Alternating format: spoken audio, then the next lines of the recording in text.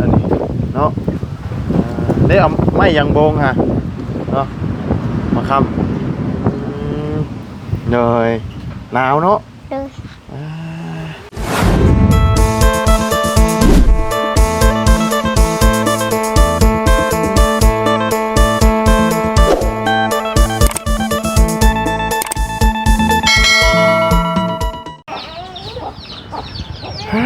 โอ้ยได้เสียงไห้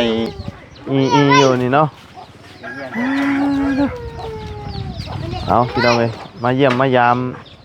ทั้งเอ้ยสาวเซ่เพิ่นอีกก่อนพี่น้องเลยเนาะเป็นจังไดเสียงเล็กน้อยให้อีอยู่เนาะเป็นจังไดเด้เนาะบ่ได้มาแต่โดนแต่นานแหละพี่น้องเอ้ยเอาก่อนอื่นก็กราบสบายดีและสวัสดีแม่พี่น้องกันเบิดสุขุทุกคนพี่น้องกันเนาะพบเจอกันมื้อนี้ก็อยู่บ้านสมุนบ่เนาะบ้านสมุนเนาะมาเยี่ยมมายามทั้งครอบครัวน้องวายเนาะเป็นไงทั้งน้องวายอยู่บ่ไปงานขึ้นมันเขาไปงานขึ้นมันโอ้งานเป็นนางยายฮะนางยายนี่ตัดยายยังน่ะม่อนเพลงกันลูกม่อนเพลงกันเนาะมาพี่เจ้านั่นใช่ยายยายนี่เราใช่น่ะอ๋อมันมาได้ใช่นั่นน่ะขายเอาเนาะลมซับพี่น้องเลยตั้งคนมาพี่ล่ะสบายดีมื้อนี้วันยังมื้อนี้มาพี่วันยังมื้อนี้วันศุกร์ไปโรงเรียนอยู่บ่ฮะบ่ได้ไปเลยคือบ่ได้ไปพักบ่มื้อนี้เลยอ๋อพังเรียนมื้อนี้เนาะเลยเรียนเก่งยังฮะบ่ยังบ่เก่งบ่เลยแม่ไปใช้ใช่แม่น่ะรับจ้างไปรับจ้างเลยโอ้ใหญ่เติบเลยเนาะมาบัดนี้แม่ไปรับจ้างกับเอื้อยบ่เลยอ๋อพ่อบ่ได้ไปมื้อนี้เปลี่ยนกันบ่เปลี่ยนกันเอาลูกเอาเนาะแต่ว่าแม่กับเอื้อยไปเฮ็ดเวียกเลยค่ำบ่เพิ่นมาค่ำเลย4 โมงไปรับจ้างไกลเติบบ่ไก่บ่เลยโดยเนาะยังคือเก่าเนาะอันฝากระตานี่กันเนาะไม่ได้ใส่อยู่ฮะผมมีเงินซื้อเลยเราก็ได้เนาะมาตอนไหนก็คือเก่าคือเดิมพี่น้องเลยเนาะใช้อ้ายไปใช้อ้ายไปเล่นแล้วเลยเนาะหนาวอยู่บ่เลยหนาวเลยมื้อนี้อากาศมันเย็นๆเนี่ยเนาะมันก็เลยอยากสะเงียดเนาะสะเงียดน้องเนาะใช้ฉันรถถีบเจ้าป้าไม่ใช้เฮ้เลย ยางมันชอดคือว่าได้ขี่หลายคนเนาะเล็กน้อยญาติกันขี่แม่นบ่ผู้ใหญ่ก็ขี่กันเลยมันก็เลยเพไว้เนาะญาติกันขี่พี่น้องเลยเนาะมื้อนี้พักจังมื้ออื่นมื้อวันจันทร์ไปบ่วันคานไปเลยโอ้แสดงว่าเพิ่นพักไปเลยตัวนี้ไอ้ทางน้องไซก็คือว่าวันอังคารคือกันอันนั้นก็ได้พี่น้องเอ้ยเนาะวันอังคารเป็นได้ไปเฮียนเนาะกินข้าวแล้วบ่มื้อนี้กินแล้วได้กินยังมีเลยมีไหมใช่น่ะมีบาบุญและกับบาเบาบุญสารวัตรบ่เลยเรามามื้อนั้นบ่กับเบาจันเลยบ่าวได้จื้ออยู่บ่จื้อลืมแล้วเลยบ่ได้มาหึงจนลืมพี่น้องเอ้ยเนาะ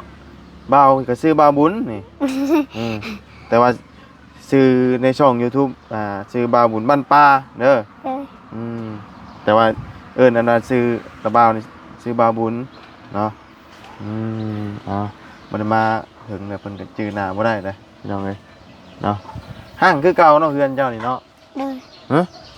เด้อ อยากได้ใหม่อีกบ่ อยากได้พวกนี้ ฮะ บ่มีเงินซื้อ มีเงินซื้อ เด้อ อืมหน่อยมันหายากอีดีบ่อันใหม่มาเฮ็ดใหม่นี่บ่มีเลยบ่โอ้เนาะแปลว่าบ่ได้ซ่อมแซมหยังเลยเนาะกระพากก็คือเก่าบ่ เด้อ คือเก่าเลยมันเปื่อยว่าแต่บ่ไปเบิ่งอีกรอบหนึงก่อนพี่น้องให้เป็นได้ใดเนาะไปเอาเบายางมึงดู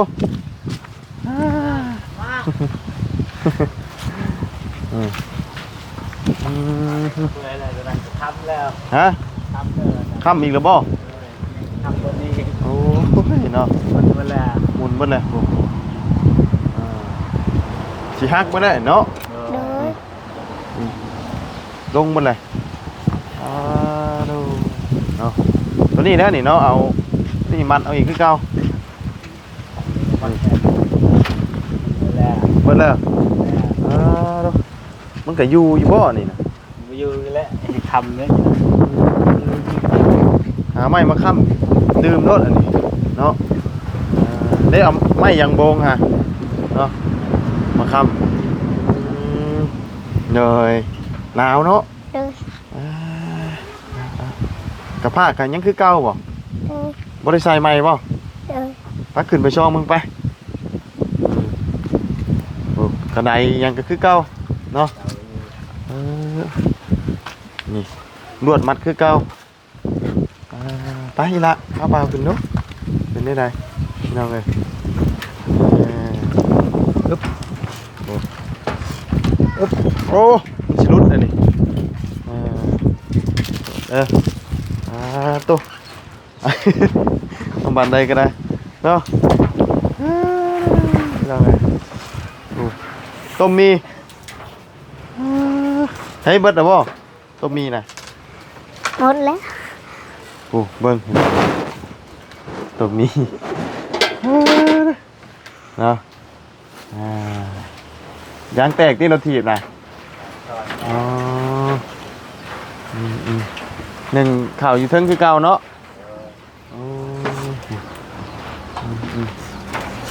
นอนเลี้ยงกันเลยบ่นี่นะมองนี่ไฟจะนอนมองนี่นะไว้ละฮะเจ้าว่านอนเมลูกนอนในบ่โอ้เสื้อผ้ากันกองกันอยู่เนาะจักสิไว้ใช่ติข้าวบ่นั่นน่ะ เขาเพื่อเขาไทย ข้าวเปลือก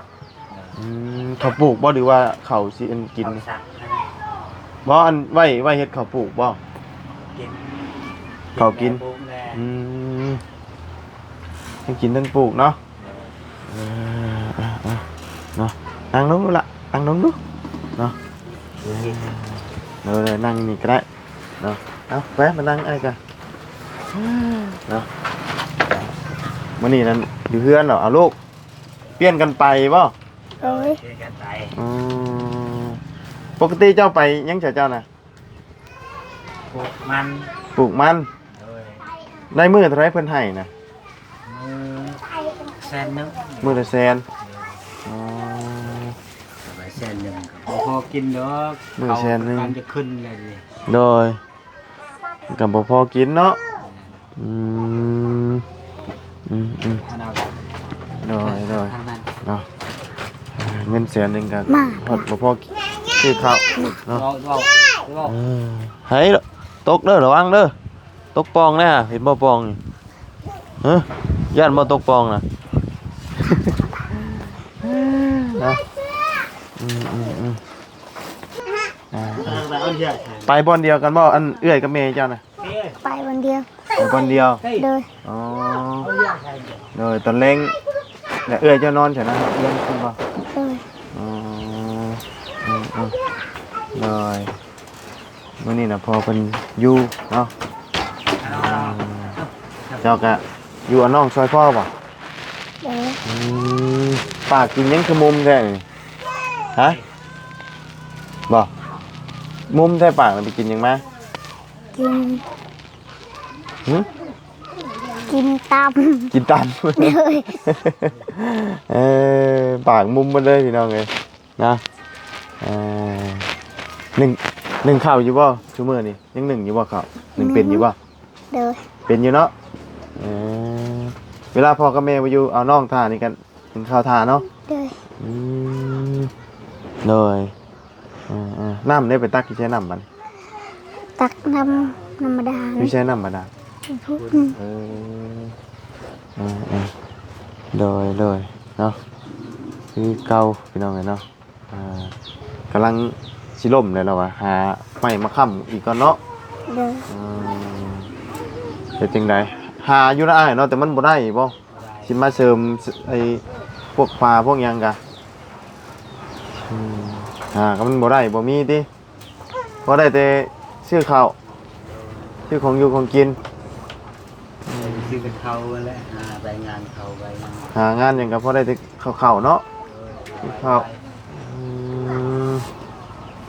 บ่ติพี่น้องเอ้ยเงินซุมื้อนี้คือว่าแหละล้านหนึง2ล้านนี่ได้ข้าวแค่เป่าเนาะล้านหนึงก็ได้ข้าวเป่ากว่าเนาะ เลย เป่าหนึงกระสอบหนึงก็700,000 650,000 700,000เนาะเกรดดีนึงก็800,000นะมันมีเกรดตามเกรดมันเนาะมื้อบ่จันทร์เพิ่นมาหามื้อใดน่ะ ลืมลืมนะ เลย อ๋อ แล้วมี เผื่อมีเนาะนี่ก็มาเยี่ยมมายามเบิ่งเนาะบ่ได้มาดนแหละมาก็ยังคือเก่าพี่น้องเอ้ยเนาะสภาพเพื่อนชาติเนาะก็จุงปูงจริงปิงคือเก่าเนาะคือหน้าฝนนี่ก็แม่นหัวยาวๆยาวๆเนาะเวลาลมแห้งบ่ขึ้นย่านบ่นี่ ญาติคือกันแหละ ย่านคือกัน จะเฮ็ดได้ จะเขียนให้ได้จำเป็น เป็นแหละ เจ้าบ่ได้แล่นลงตารางบ่ล่ะ แลน ฮะ แลน แล่นลงตาราง เลย โอ้ย่ามันปีนดิ เลย อย่ามันหักมันหยังเลยเนาะ เลย แล้วลงมาแหกลูกกับเมียป๊บร่างไปอยู่ตารางเพื่อนหมู่เนาะหน่อยจังได๋ซะเนาะเราก็หาอยู่เนาะแต่มันก็บ่ได้บ่มีพอได้แต่ซื้ออยู่ซื้อกินเป็นจังได๋เนาะสิซ่อมแซมหยังก็มีไม้มีตอกแล้วบ่แถวนี้มันเป็นสวนอ้อยสวนมันบ่ได้เนาะ เฮ้ย เพิ่นบุกเบิกบ่แหละเดี๋ยวน้ำกินได้เอานี่ใช้นี่น้ำกิน เอาธรรมดา น้ำบาดาล เลย โอ้กินน้ำบาดาลเลยบ่บ่ได้ต้มบ่ เลย บ่ต้มเลย กินนั่นเลย แน่นี่นะจังอันน่ะเฮ็ดให้เฮาเป็นนิ่วนะ เลย เนาะเป็นนิ่วได้เฮากินน้ำบาดาลมันเป็นอันขี้คุยได้เฮาโยมขึ้นมาเลยนี่เห็นบ่นี่เนาะให้ขึ้นมาได้กินเลยหนึ่งข้าวหนึ่งน้ำก็อยู่เทิงนี้เนาะโอ้มีแบบโล่งจุงปึงเลยเนาะเนาะฟืนไฟกับบ่มีคือเก่าเนาะ มีแต่อันแสงจะเป็นบาบุญซื้อให้ โดยแสงตะเวนแสงตากแดดมาบุญสารวัตรซื้อให้เนาะโดย กินข้าวก็ต้มมีที่หลามื้อนี่ เลย แซ่บอยู่บ่ แซ่บ แซ่บโดยมื้อนี้วันศุกร์แต่วันไปโรงเรียนเนาะ เลย โดยปอยังได้ปีนี่ ปอซองคือเก่า ปอสองคือเก่า เลย สิได้ขึ้นปอสามอยู่บ่ปีหน้า เลย ฮะ ขึ้น ไม่ขึ้นบ่ เลย อีหล่าชื่อยังน่าลืมหน่อยว่าลืมน่ะ ซื้อนางยาย นางยาย เลย ยายหรือยาย ยาย ยาย เลย วายนี่มันไปขึ้นมันมื้อนี้เนาะ เลย ไปเฮ็ดเวียกพี่น้องเนาะไปรับจ้างกับแม่สลับปรับเปลี่ยนกันผู้หนึงไปผู้หนึงอยู่นะมื้อนี้แม่กับเอื้อยไปเนาะ เลย อันไปเฮ็ดอันว่างานในโรงงานน่ะเราบ่ได้ไปแล้วบ่บ่ยาแล้วยาแล้วโดยผูกลมตีสังกะสีบ่ได้เนาะมันสีกออกเบิดได้นั่นน่ะ ได้ มันไปเพื่ออะไรพี่น้องเลย มันปิวไปแล้วนี่มันเปิดขึ้นเลยมันอ่อนเลยเด้มันนิ่มเมื่อไหร่นะจนโมมีอันแข็งเลยมันฉีกมันถือขนมันขี้เมียงเลยเนาะพอกกระพากแล้วกันพวกนี้กระโยงกระเย่งเวิร์ดเนาะนอนหนาวคือเก่าแต่ว่าอากาศร้อนนี่ใครเน่เนาะบ่ใส่พัดลมก็ได้เย็นแต่อากาศหนาวนะกับฝนเนาะลำบาก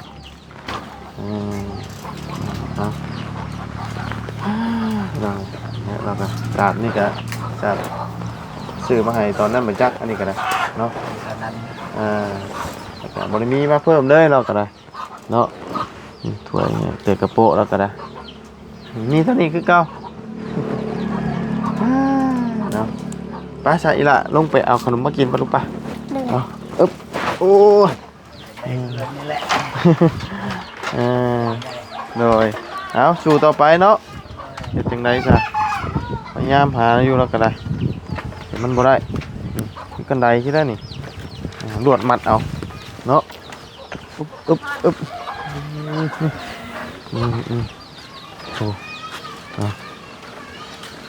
nôm ăn non chỉ nôm ăn cặp bòn nó cứ cao bao rồi chỉ nôm cặp bòn cứ cao anh em mỏng non non nóน้องเพิ่นคือเก่า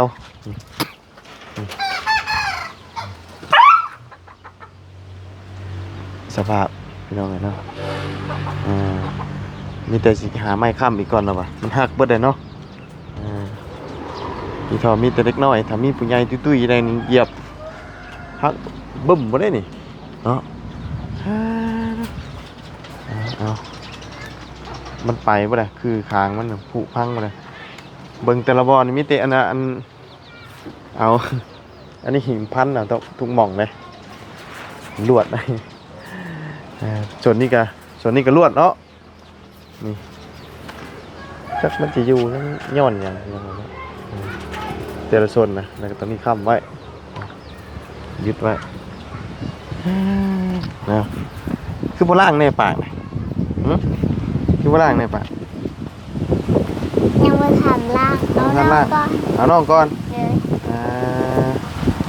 rồiเอาน้องเก่งนี่ไพ่เอาเก่งเจ้าบอกเวลาให้เอาเห็ดได้ไหนให้น้องกินข้าวแล้วก็น้องอาบน้ำแล้วก็นอนอาบน้ำให้น้องก็เปลี่ยนบ่เลยเนาะให้น้องก็เปลี่ยนได้นี่เก่งเลยได้นี่เจ้านี่10 ปีบ่คือเท่าไหร่ตอนนั้น11เนาะแต่ว่าตัวน้อยพี่น้องเลยเนาะตัวน้อยกินข้าวหน่อยบ่คือกินหน่อยอิ่มกินไอเป็นไข่แล้วก็อิ่มน้อยเป็นไข่แล้วกินน้อยข้าวโบราณเนาะมูคือกันฮะมูคือกันบ่กินน้อยบ่ให้กินลายกันอยู่นี่โอ้โห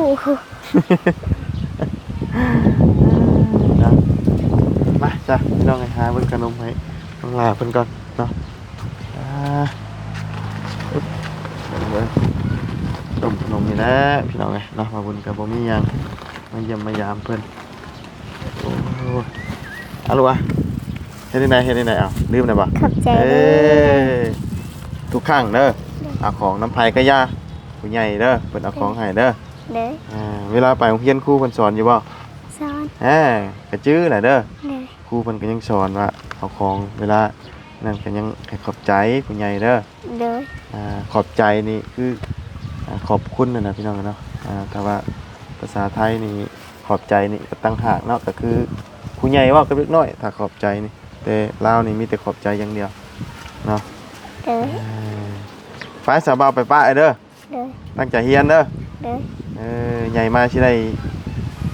มีอนาคตที่ดีเนาะบ่แน่บ่นอนพี่น้องเนาะตอนนี้เป็นสภาพเพื่อนอาจจะเพพังเนาะอนาคตต่อไปเพิ่นอาจจะได้เป็นเศรษฐีก็มีพี่น้องเนาะมันอนาคตคนเฮา มันบ่แน่บ่นอนเนาะจากเด็กน้อยคนหนึงอาจจะเป็นเศรษฐีก็มีเนาะเพราะว่าเรื่องแต่บุญวาสนาเนาะมาจ้าบ่าวไปเด้อ เดี๋ยว สบายดีสบายดีโอเคมาไม้ก่อนสูน้องกินเด้อเออไปมื้อหน้าสิมาเยี่ยมใหม่เด้อ เนาะ